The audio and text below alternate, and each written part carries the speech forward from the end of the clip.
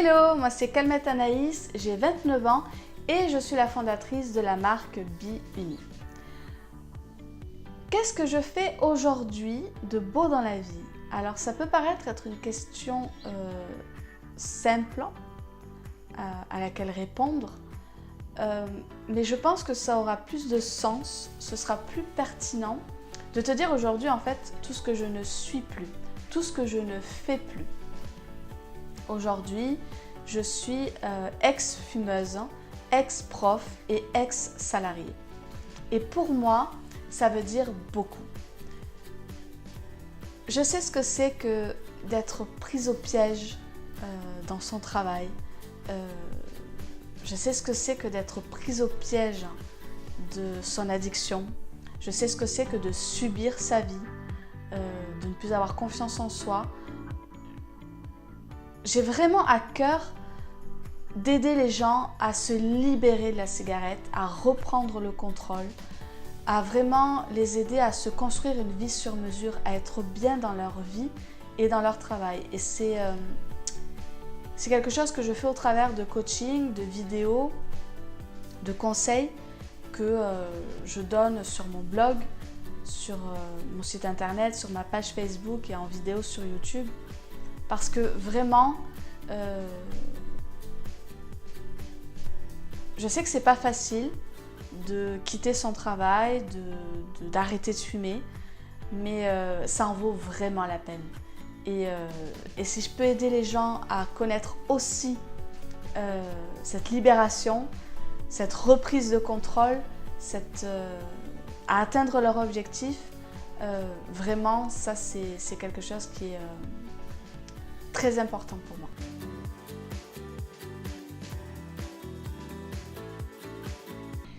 Le déclic qui m'a permis de me lancer, eh bien tout simplement ce déclic, ça a été un gros mur dans ma face, si je puis dire. Et ce mur, il s'appelle la dépression. Le burn-out, comme on peut dire, la grosse remise en question, la goutte d'eau qui a fait déborder le vase, la situation de trop, tout ça. Eh bien, ça faisait 3 ans que j'étais prof. Alors, c'était pas du tout un métier épanouissant. Mais bon, j'ai fait comme tout le monde, j'ai serré les dents. Voilà, c'était un salaire, ça me permettait de payer mes factures. C'était un boulot d'adulte, hein, on va dire. Je travaille depuis l'âge de 18 ans, mais là, à mes 24 ans, c'était le premier boulot finalement d'adulte, on va dire. Voilà, moi je me voyais faire carrière et tout ça.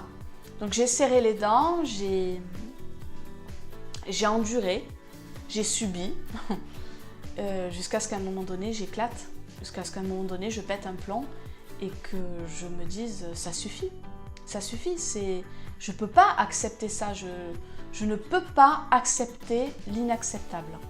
Et là, une grosse remise en question et le destin ou l'univers ou mon cœur tout simplement m'a dit non mais quitte le salariat, c'est pas pour toi, tu ne seras jamais épanoui dans tout ça. Donc j'ai monté mon entreprise, donc je me suis mise en auto-entrepreneur et aujourd'hui je sais pourquoi je me lève chaque matin et aujourd'hui mon travail a du sens pour moi et voilà. Donc le déclic, ça a été une grosse dépression. À 28 ans, j'ai pris pour la première fois des anxiolytiques. Pour la première fois de ma vie, j'avais des angoisses inexpliquées, inattendues. Et 3 semaines d'arrêt maladie m'ont fait prendre conscience que plus jamais je n'y retournerai.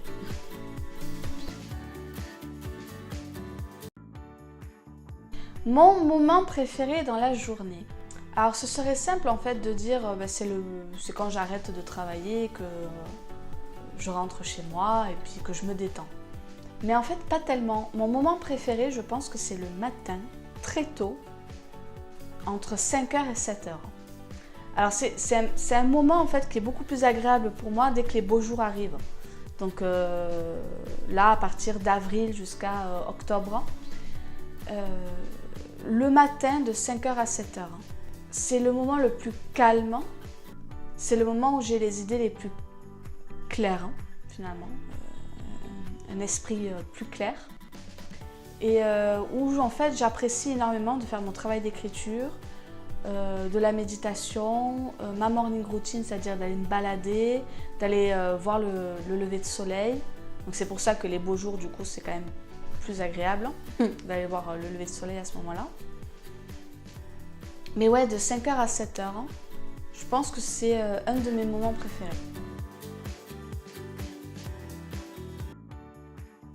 Qu'est-ce qui me booste le matin? Alors, ce qui me booste le matin, c'est deux choses. La première chose, c'est que je débute toujours une journée en regardant une vidéo inspirante. Que ce soit d'un entrepreneur, d'une conférence ou autre, je regarde une vidéo inspirante. Alors, une vidéo assez courte et qui va me motiver, qui va me donner l'énergie nécessaire pour travailler, pour aller toujours chercher un petit peu plus, à trouver des solutions, etc. Donc vraiment regarder une vidéo inspirante. La deuxième chose, c'est écouter de la musique. Je ne peux pas démarrer une journée sans avoir écouté de la musique. Alors j'ai énormément d'énergie à canaliser et la musique me permet d'évacuer cette énergie. Alors l'idéal serait d'aller faire de l'activité physique. Généralement je vais faire une balade et tout ça, mais bon, ça c'est quand même beaucoup plus pratique l'été. Donc l'hiver, non, j'écoute de la musique et ensuite ça me permet d'être concentrée sur mon travail par la suite.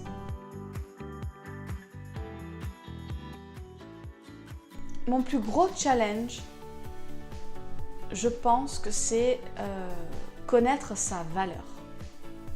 Alors je m'explique.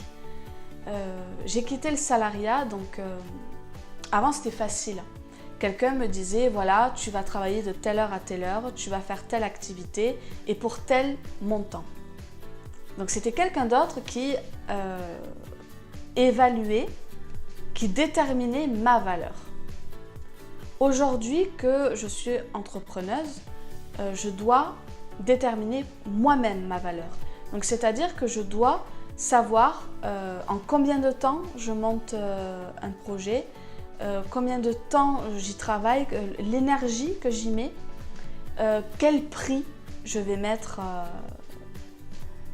pour ce projet, pour mes services, voilà, pour mes services. Donc ça implique de connaître sa valeur. Et ça, c'est pas facile, je pense, de mettre un prix et de savoir exactement combien on coûte, combien on vaut. Et le salariat, moi, ça m'a broyée, ça m'a détruite. Et j'ai énormément perdu de confiance en moi, j'ai énormément perdu d'estime pour moi-même. Et que du coup, ça a été un véritable challenge pour moi de connaître ma valeur. De me dire que je vaux quelque chose, que je sais des choses, que je sais faire des choses, que mon travail mérite salaire, que tout le temps et l'énergie que j'ai passé pour un client, pour ce projet, tout ça, ça a de la valeur. Et ouais, ça implique vraiment de faire un travail sur soi. Donc mon plus gros challenge, je pense que c'est le fait de connaître sa valeur.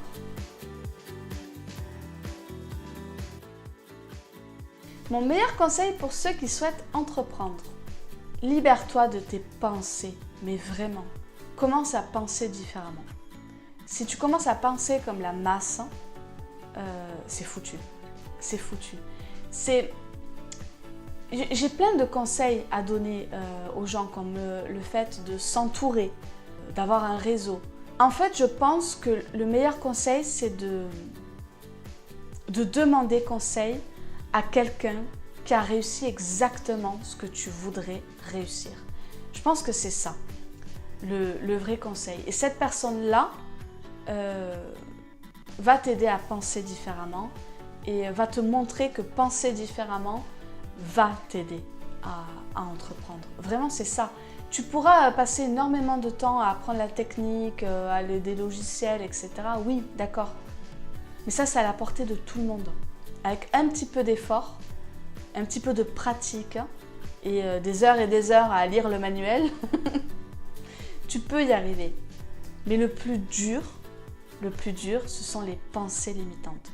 Et avoir un mentor, avoir un coach qui te montre, qui se montre en exemple et qui te montre, qui te prouve chaque jour que si tu changes ta façon de penser, tu peux obtenir ce que tu veux. Vraiment, ça, je pense que c'est très important. La seule chose qui t'empêche aujourd'hui d'entreprendre, ce sont tes pensées.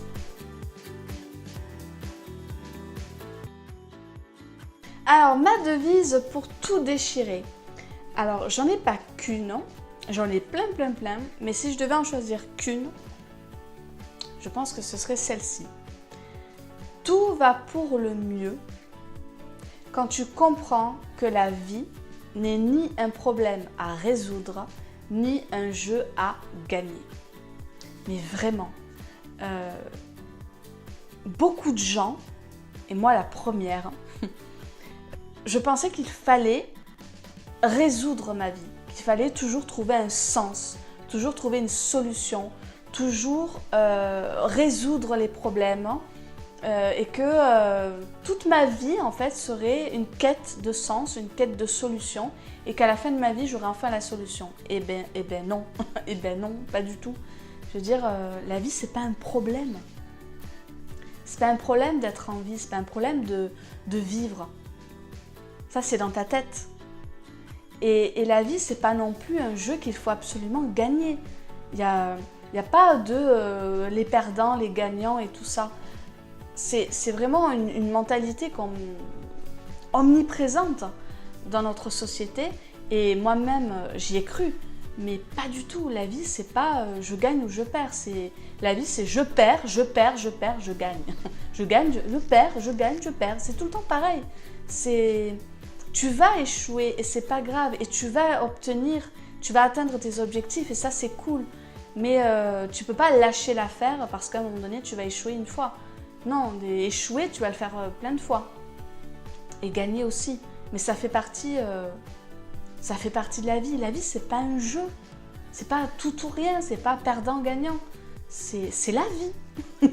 C'est la vie. Elle est faite d'opportunités. Elle est faite aussi de portes qui se ferment. Et vivre, c'est pas simplement apprendre des règles et puis t'en sortir. Je veux dire, pas du tout. Pas du tout, c'est pas ça la vie, c'est pas ça vivre. Vraiment, tout va pour le mieux quand tu comprends que la vie n'est ni un problème à résoudre, ni un jeu que tu dois forcément gagner. C'est pas du tout ça vivre. Et quand tu l'as enfin compris, je peux te garantir que tu vois vraiment les choses différemment.